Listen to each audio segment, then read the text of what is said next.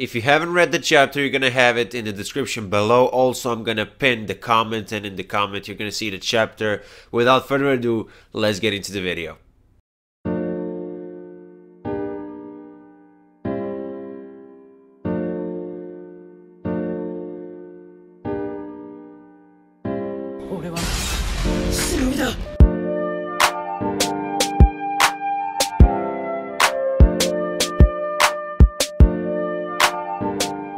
So first of all, before I start talking about the chapter, the Korean version, or they call it the raw version, was out hours before the English version, and I must say that the wait for the English version was so fucking long.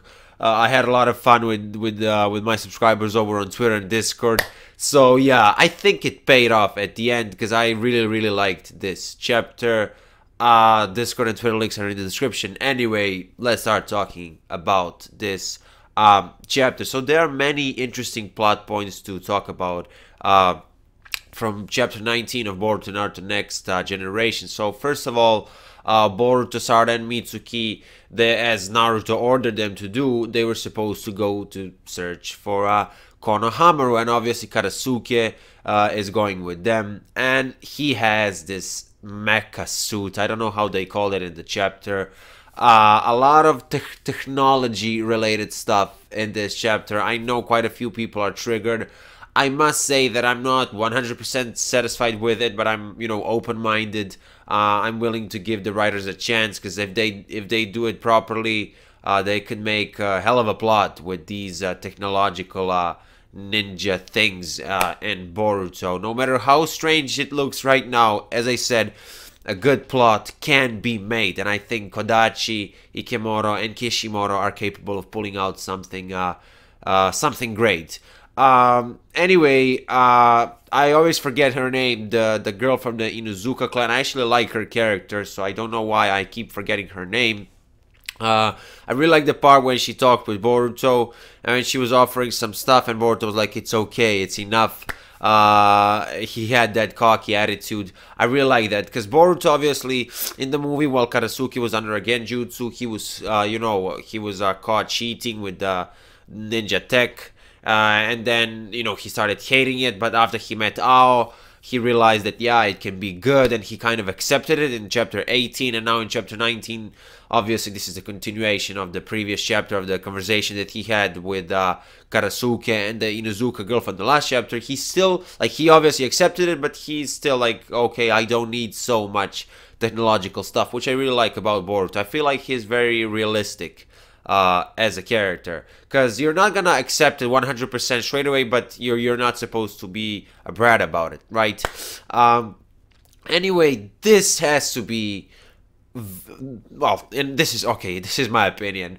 It doesn't need to be the most interesting thing for you, but it's very interesting for me. The Sarada Sumire interaction in this chapter. So first of all, in the anime, Sumire was revealed to be the final villain of the Nue arc, or I should say the main villain of the Nue arc. I felt that was I thought that was done very bad, because we never saw any foreshadowing of that, because in terms of Sumire's behavior, she was always shy. She was, very, I guess, quote unquote popular. I mean, she was the class rep.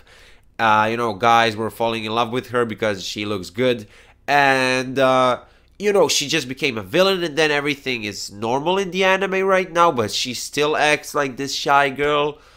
She's very nervous all the time, and she really wants to be a ninja. She's really thankful to Boruto because of the fact that Boruto helped her to become a ninja.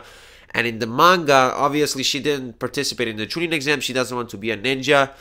And there was just something wrong with the way she talked to Sarada today. Now, this is how I see it. You may disagree with me. I really want to hear your thoughts about this one. But clearly, it's not the fact that Sumire literally told Sarada that she's interested in Boruto in a romantic way. Because don't argue on this one, because, I mean, obviously, you should do it if you have some arguments. But Sumire literally she literally told Sarada something along the lines of, Boruto seems to be doing well with the girls or something like that. She even mentioned the Inuzuka girl and Boruto, which is kind of strange because she's an adult, like the girl from the Inuzuka clan. I thought that was very strange, the fact that Sumire said it. Sarada was like, obviously, he becomes friends with everyone very easily, something like that. And then the fact that Sumire asked Sarada so directly, "Are you interested in Boruto?" And then she said like, "I'm interested in him." And before that, she was like, I see. And the letters were bold, and there was something in Sumire's look that makes me think this girl isn't normal. Because of because of the things that I've mentioned before in the anime, and the fact that now she doesn't want to become a ninja and she's not so shy anymore. I think there's something seriously, I don't want to say wrong, but there's something more to her character that we're yet to see. This is my prediction. I might be wrong, but that's just how I personally see it. Let's not forget that she has the Nue. Why am I mentioning this? Well, obviously in Boruto, Tsutsukis are gonna appear in the future. In Boruto episode 15, Kinshiki mentioned, he told Momoshiki, we need to report this to the clan. So there are more Tsutsuki members, which we're gonna see in the future. Obviously the car organization.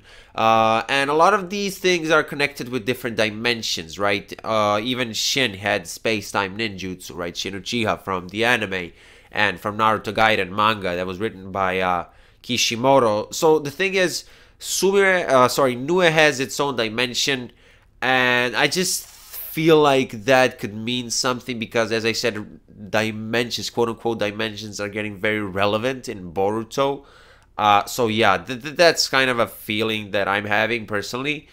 Anyway, I really want to hear your thoughts about that because I thought that was very strange about Sarada and Sumire. I personally ship Boruto and Sarada. You guys know it. If you're all viewers, like new people who are new to my channel, don't know this, but now you know.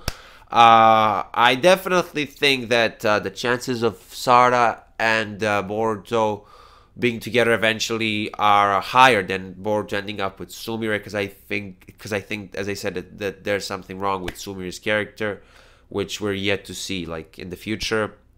Later on, they start searching for Konohamaru, and they they were, how do they call it, place of the crime or something like that. Anyway, they arrived near the location where Konohamaru saw somebody, and it's like some puppets slash robots, something like that. Again, it's very strange seeing those things in the Naruto-verse universe, but you know, it's just something that we need to get used to. And as I said, if they make a good plot out of it, we shouldn't care, to be honest.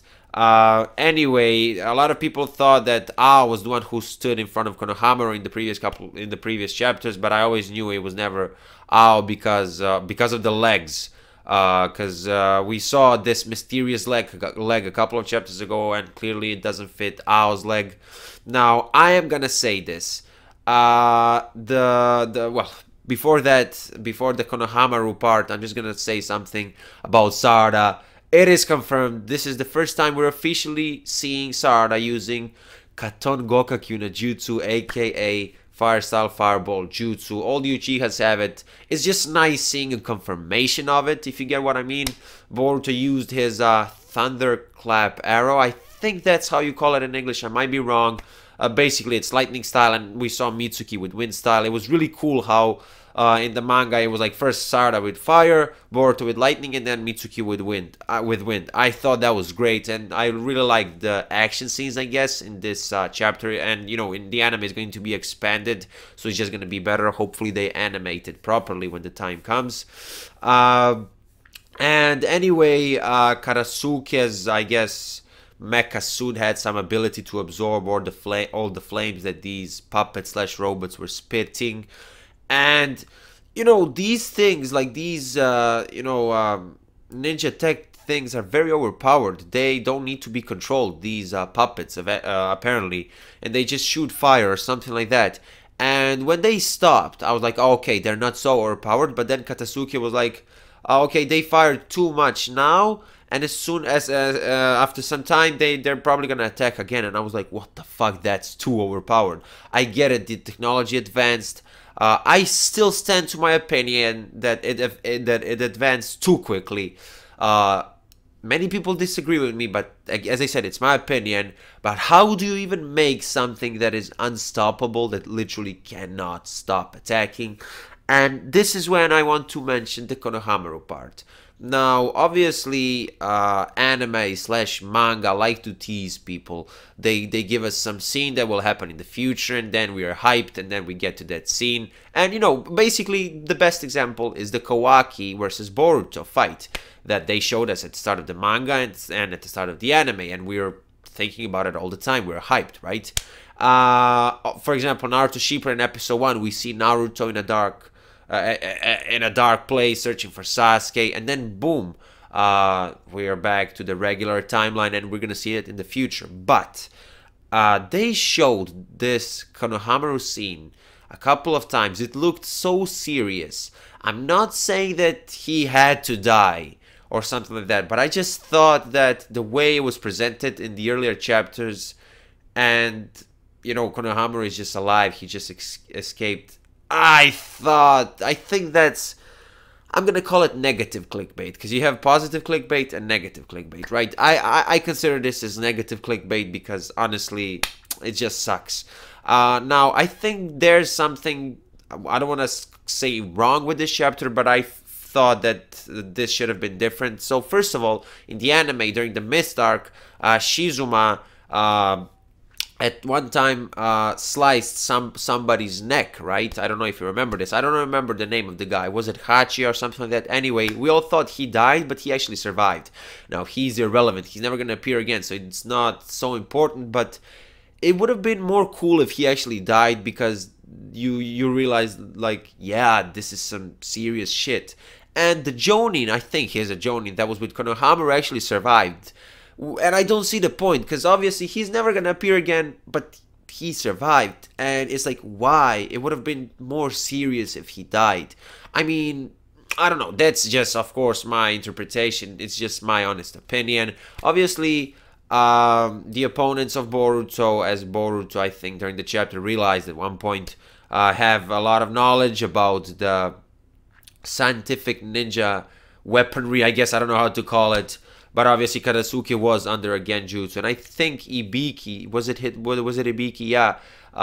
We saw his face in this chapter. Karasuke was thinking about him because, you know, as I said, while Karasuke was under a genjutsu, a lot of info about the ninja tech was extracted from him. Kara probably did it, and Ao, Ao was the one who casted the genjutsu. Yeah, I really wonder what they're gonna do with the character of Karasuke, Ao, and everybody else. Anyway, at the end of the chapter, Ao appears, and it seems as though that the info that Konohamaru got shouldn't go anywhere, and Ao is about to fight, and he has a fucking machine gun. Okay, there was a hot debate on my Discord server earlier today. Two guys were fighting over this situation, because one guy was like, this is cringy, we shouldn't see this in the Naruto universe, and the other guy was defending it. I've mentioned this, I think, at the start of the review.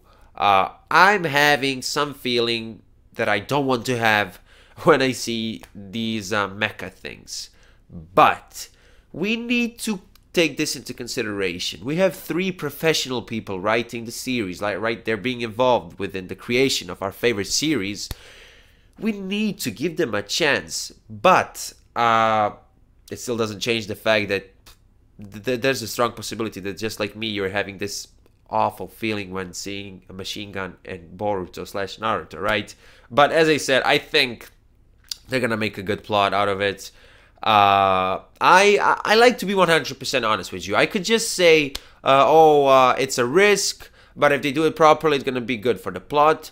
I'm 100% honest with you. I want to tell you that, yeah, I do feel some type of cringe in myself when I see a machine gun, but please, guys, don't rage over this. Just give it a fucking chance. They might do something good. I really don't know. At least I hope so. Anyway, it looks like in the next fight, we're gonna see the fight between Ao, Boruto, Mitsuki, Sarada, Konohamaru, and Karasuke. It looks like Ao is alone against them, so I assume that the machine gun is going to be very strong, or that Ao is very strong. I don't know. Overall, I really liked this chapter because the plot progressed a lot. I liked the style. I like the art style. I think Kimono is improving as time goes by. And overall, my rating for this chapter would be 9.5. The reason why it's not a perfect chapter is because I felt it could have been a little bit faster, but then again, it's maybe the fact that, you know, this is a monthly series, so whatever we get, we're gonna feel as though it's a bit slow. But I still think it could have been a little bit faster, if you get what I mean. But overall, I really liked it. 9.5 from me. That was your boy Hokage. As I said once in this video, Twitter and Discord links are in the description below. If you're into Boruto, consider subscribing. Anyway, that was your boy Hokage, and I will see you in my next video. Bye.